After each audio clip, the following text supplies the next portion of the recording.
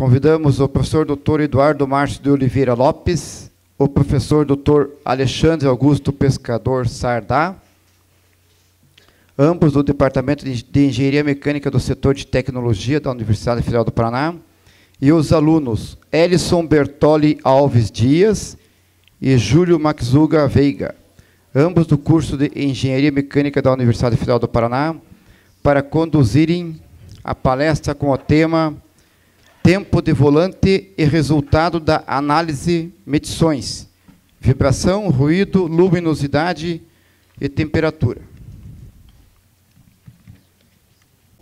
Boa tarde a todos.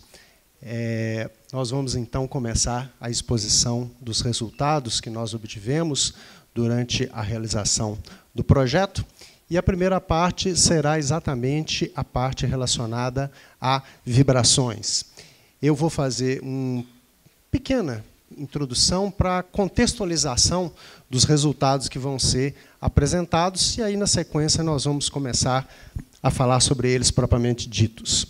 Bom, a questão que nos traz aqui é a questão das vibrações ocupacionais, ou seja, aquelas que as pessoas estão expostas nos seus ambientes de trabalho.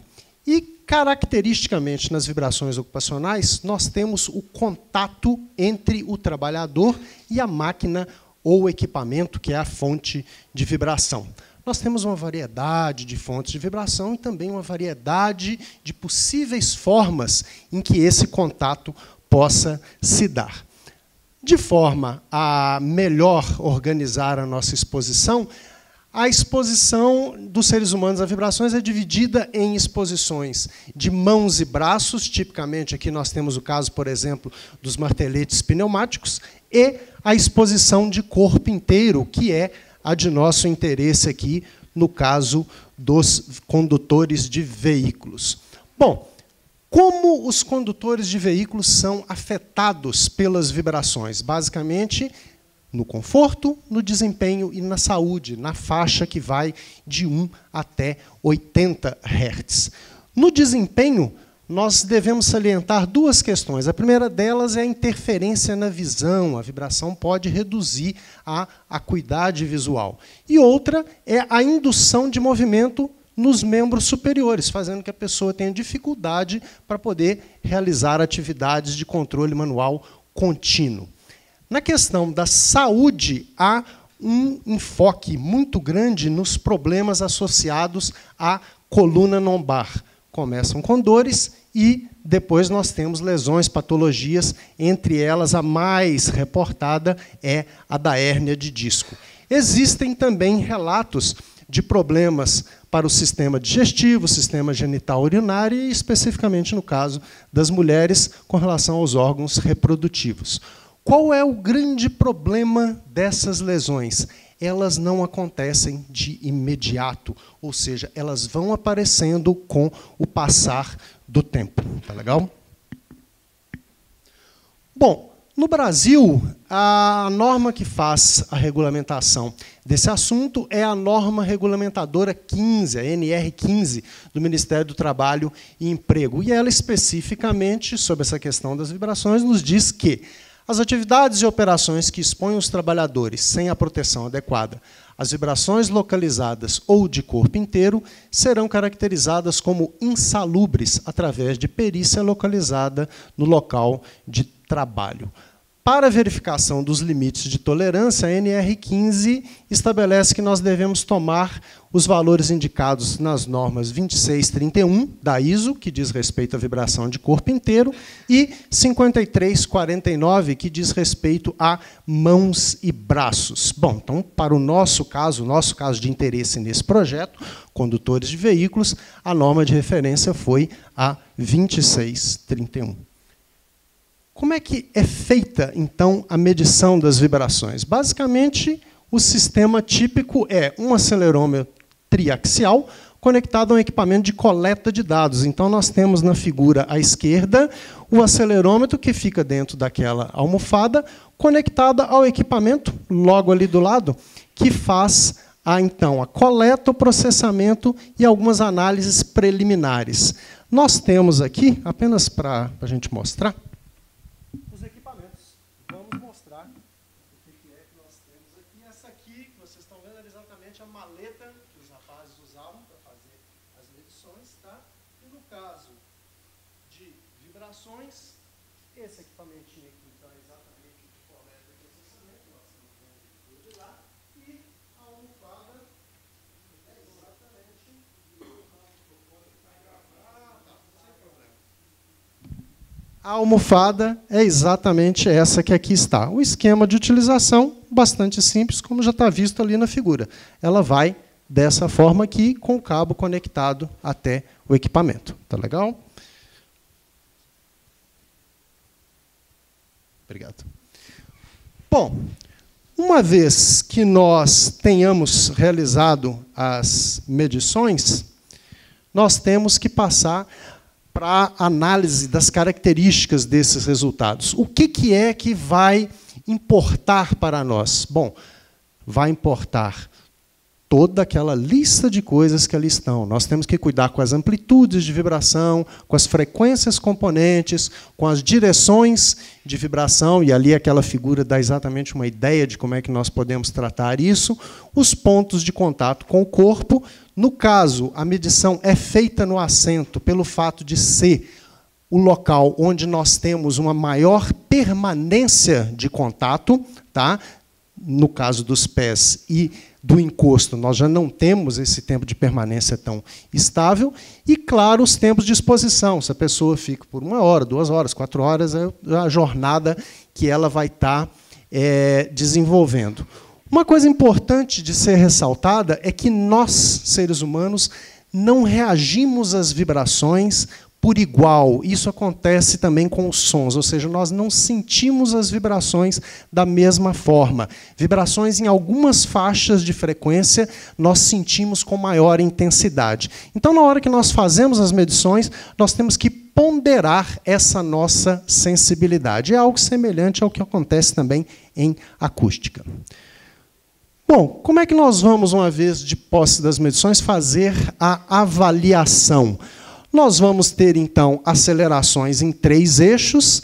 Se esses valores forem de grandeza similar, nós, então, vamos buscar uma expressão que reúna essas informações desses 3 eixos. É a chamada aceleração ponderada, ponderada porque nós fizemos aquela correção, né, das frequências global, ou seja, como um todo.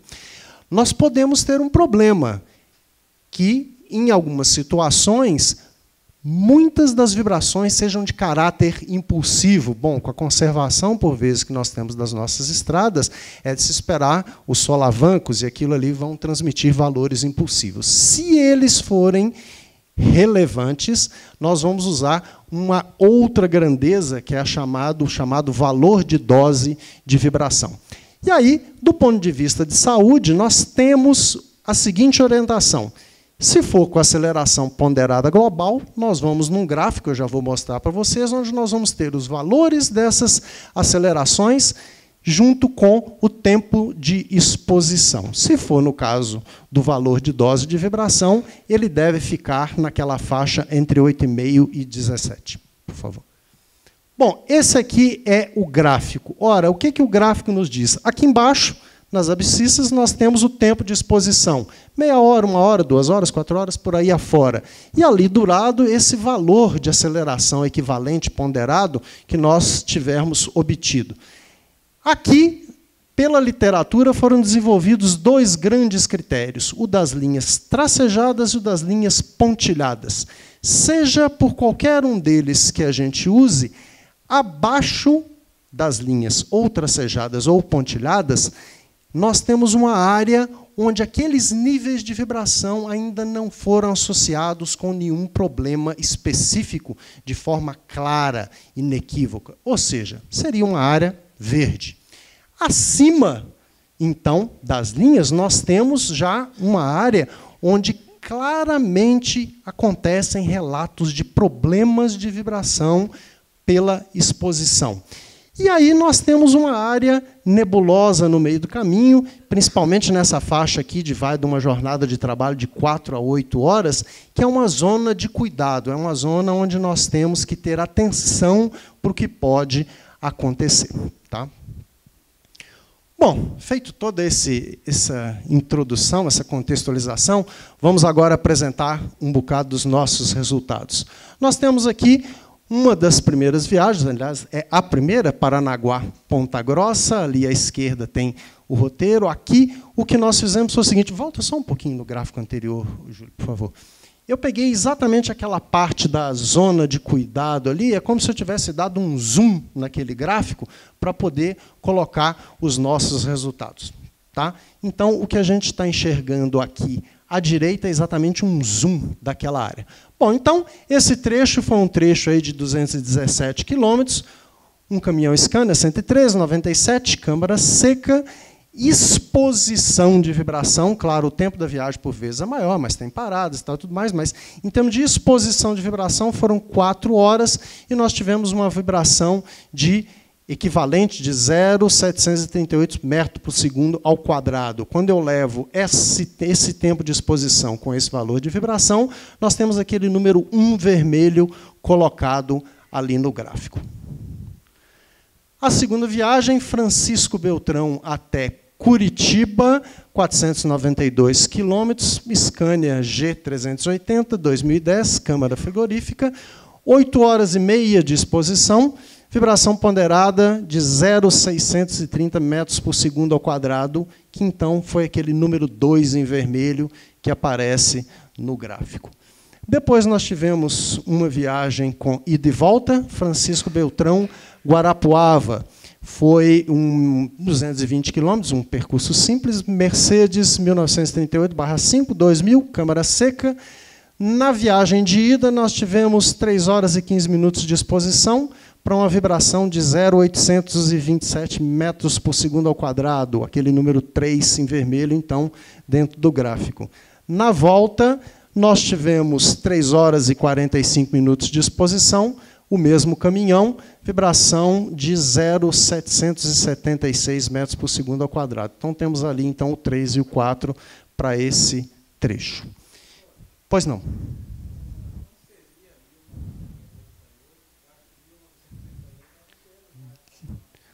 Esse foi o registro. 1938, né? Esse é o modelo.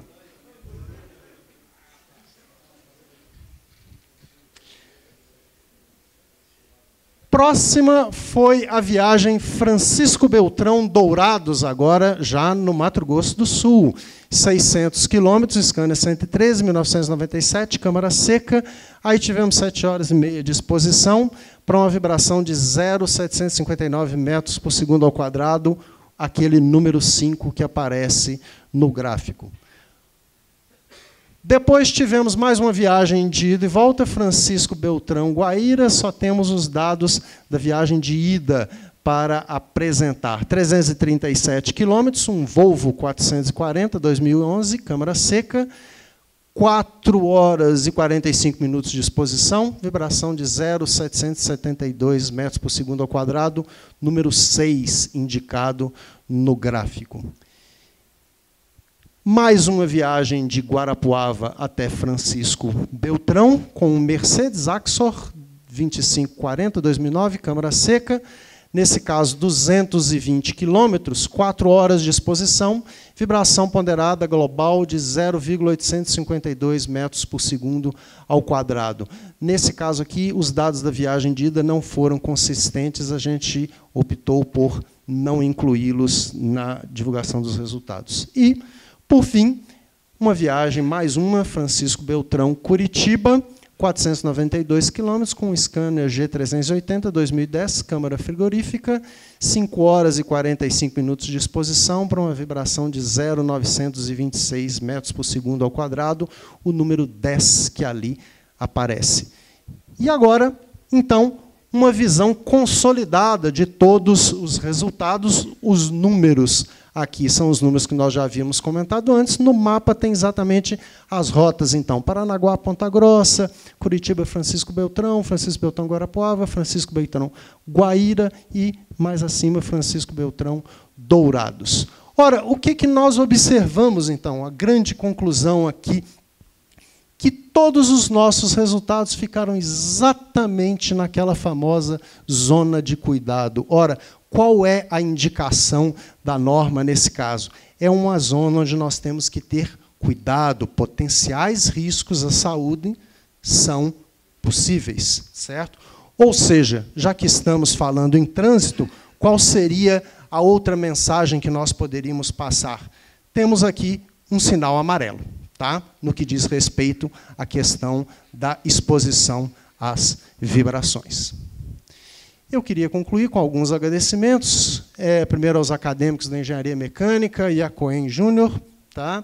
Pela valiosa execução da coleta dos dados, ao staff do Instituto São Cristóvão, que foi sempre tão gentil conosco no suporte administrativo e logístico, e, obviamente, aos condutores participantes que nos apoiaram, colaboraram de forma sempre muito expedita, firme e prestimosa. Obrigado a todos e também aos presentes.